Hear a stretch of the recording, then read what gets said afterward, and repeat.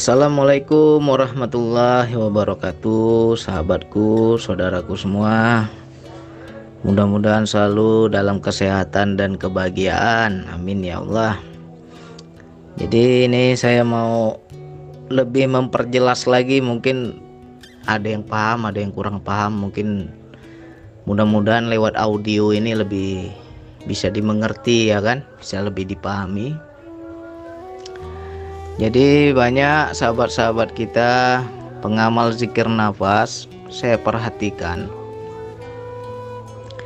mereka itu hanya mengejar daya spiritual, ya, hanya mengejar daya di dalam zikir nafas, pokoknya daya-daya spiritual.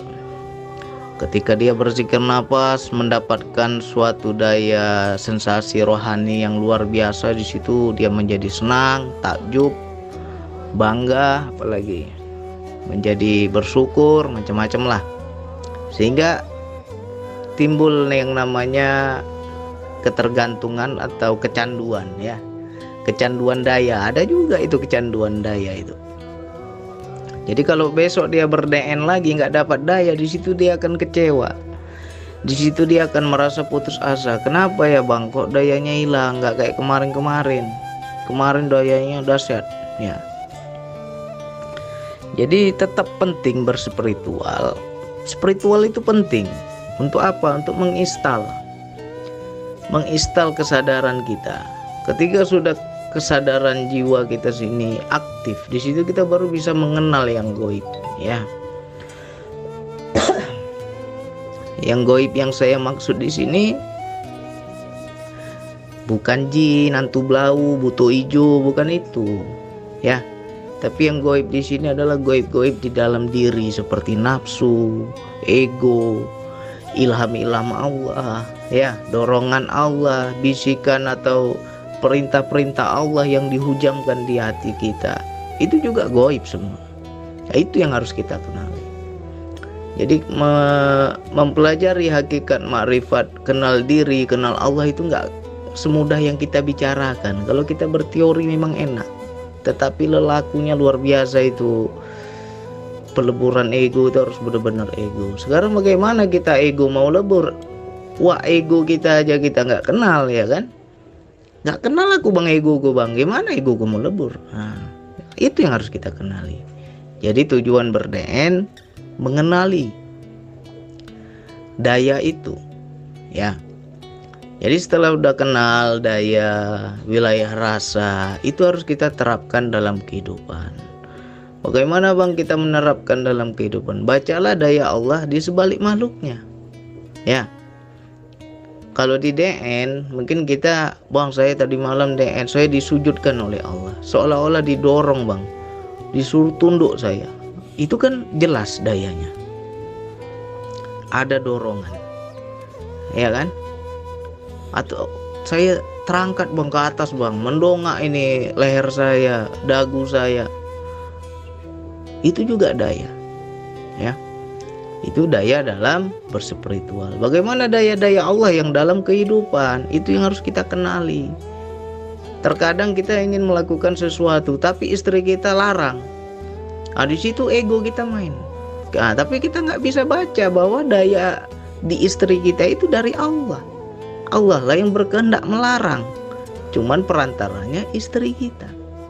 Terkadang kita karena masih melihat makhluk, di situ kita nggak bisa melihat Allah, ya. Banyak sekali para jemaah zikir nafas itu nggak tembus ke situ. Itu yang harus kita pelajari. Jadi jangan kita spiritualnya aja yang kita cari. Ngomong spiritual nomor satu, ngomong hakikat nomor satu. Giliran egonya dipancing sedikit, ngamuknya luar biasa, ya. Nggak ada guna itu. Berarti dia nggak paham daya Allah, ya. Apalagi bang contoh-contoh yang lain dalam kehidupan banyak. Terkadang ada orang yang kita bilang gini lah, ya, kalau orang baik sama kita pasti mudah kita menolongnya. Wah, dia baik sama saya bang, tiap hari saya senang sama dia bang. Ketika dia susah kita bantu, kita tolong. Tapi ketika ada orang yang kita nggak suka, kita kesel, minta bantuan, bisa nggak kita melihat itu daya Allah? Ya kan? Kamu mau enaknya aja, kamu mau baiknya aja, kamu mau cari untungnya aja, giliran susah baru datang ke aku. Kesel kita kan? Berarti kita nggak bisa melihat daya Allah itu. Itu ada dayanya juga. Wilayah-wilayah seperti itu ada dayanya. Ya, memberi ketika tidak diminta itu mudah, tapi ketika memberi ketika diminta itu yang paling berat. Ya, kenapa mudah? Ketika orang nggak minta, kita yang memberikan, ya udah maunya kita. Tapi ketika orang itu minta, di situ berat kita. Nah, ini juga kita harus kenali daya-daya ini. Nah, bagi orang yang betul-betul arif billah, betul-betul kenal kepada Allah, di situ dia akan peka. Udah Allah ini udah, nggak berani dia bantah. Ya.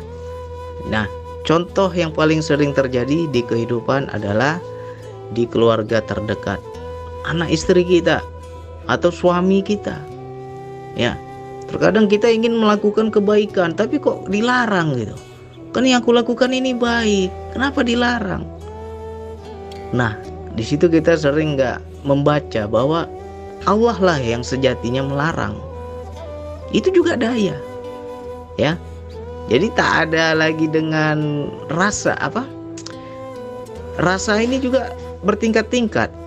Seperti kita di DN, kita disujudkan, itu kan jelas ada rasanya di jasad kita. Bagaimana rasa yang di jiwa? Daya yang betul-betul murni dari Allah itu Allah bicara di jiwa kita. Ya. Di Al-Qur'an ada Allah bilang, kamilah yang mengilhamkan jiwa itu kepada jalan kebaikan dan kepada jalan kefasikan, keburukan. Jiwa kita langsung tuh Allah ajak bicara itu. Allah yang ngomong, Allah yang perintahkan. Nah, cuman kita nggak peka. Ya.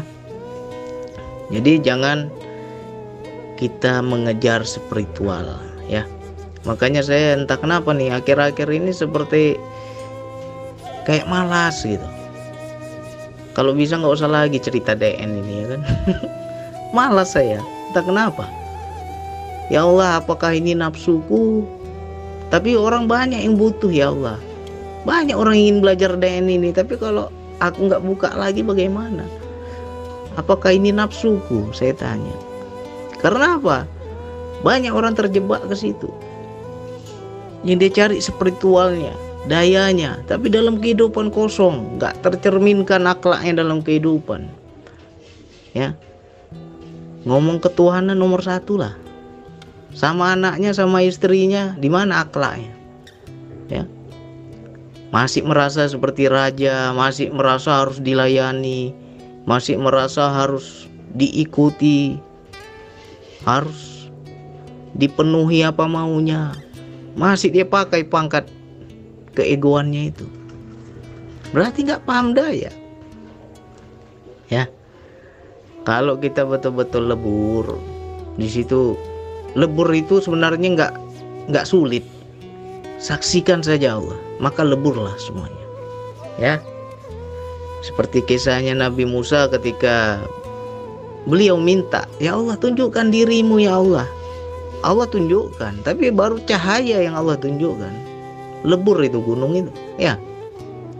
Kalau gunung itu sanggup, engkau pun sanggup katanya. Tapi ternyata gunung hancur, lebur, apalagi Nabi Musa pingsan. Ya. Jadi di situ ketika ada penyaksian baru bisa lebur. Ya. Misalkan ada yang butuh, tolonglah saya butuh. Tapi orang ini nggak ada akhlak, nggak baik sama kita, sering nyakitin hati kita, tapi minta tolongnya sama kita.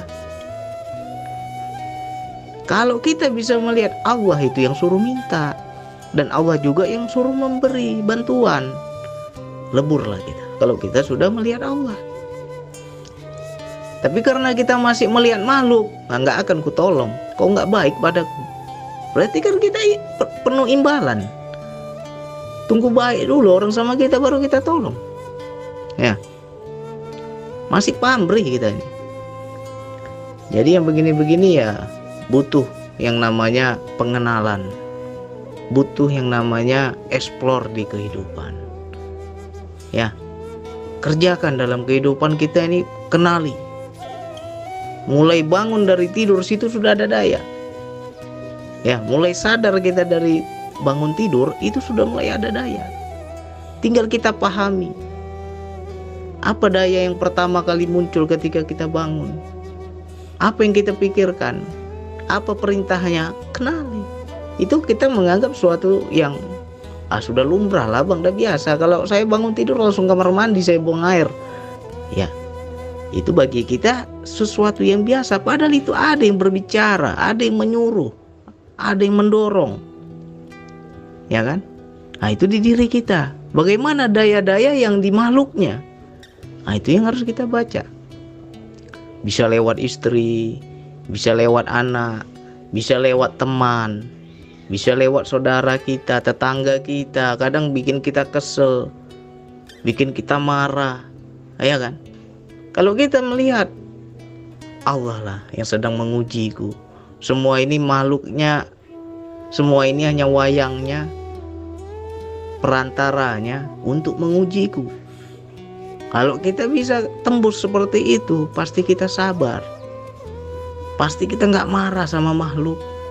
Pasti kita nggak benci sama makhluk. Ya. Jadi di situ arah pengenalan daya tadi. Jangan hanya kita spiritual nomor 1, bicara ketuhanan nomor 1, sampai ke langit keberapa itu nomor 1, ya. Tapi giliran di kehidupan, wa ego juga yang kita pertuankan. Gak kenal kita sama wa ego, ya kan? Nah, jadi semua itu ada daya. Kita selalu tanya dulu, ya Allah, ini makhlukmu begini sikapnya, apa yang harus aku lakukan ya Allah? Adakah ini memang darimu ya Allah, ataukah ini nafsu makhlukmu? Tembus nanti kita, bisa kita baca. Ya, memang aku itu kata Allah. Ya sudah, kalau dibilang itu sudah Allah, lebur kita. Bisa nolak? Nggak bisa. Ya, bisa kita sombong sama makhluk? Nggak bisa sombong. Udah Allah di situ. Ada peranannya, ada kehendaknya, ada afalnya. Apa yang kita mau sombongkan? Kenapa kita masih bisa sombong sesama makhluk? Karena yang kita lihat makhluk, nggak lihat Allah. Ya. Jadi ini pelajari lagi. Coba lebih naik lagi lah kita. Jangan asik ngomong daya-daya, DN begini, DN begitu, kehidupan nol, nggak ada guna lah. Ya. Saya pun hilang semangat saya. Kita mau naik lebih tinggi lagi, ketarik terus kaki kita ke bawah, nggak maju-maju. Makanya jadi malas saya bicara DN ini, betul. Jadi harus kita cerminkan dalam kehidupan. Ya. Bagaimana bang orang yang betul-betul menguasai? Bagaimana bang orang yang betul-betul ahli zikir? Tercerminkan dalam kehidupan. Karena zikirnya itu sudah dalam gerak hidup. Karena zikirnya itu sudah dalam perbuatan. Sudah dalam akhlak, dalam tingkah laku. Ya. Bebuih mulutnya berzikir tiap hari, tapi tingkah lakunya tingkah laku setan. Bukan zikir itu namanya. Ya. Jadi kita naik lagi lebih tinggi, pelajari yang wilayah di kehidupan. Baca daya Allah di kehidupan melalui perantara makhluk-makhluknya. Bisa siapa aja, ya. Bahkan dari binatang pun bisa, dari kucing pun bisa. Kalau kita peka, terbaca semua itu. Allah sudah ini, ya. Mudah-mudahan ini bisa dipahami, diulang-ulang lagi nih. Mohon maaf kalau agak pahit, agak kasar, ya memang harus disampaikan ya apa adanya aja. Oke, hanya itu yang bisa saya sampaikan. Wassalamualaikum warahmatullahi wabarakatuh.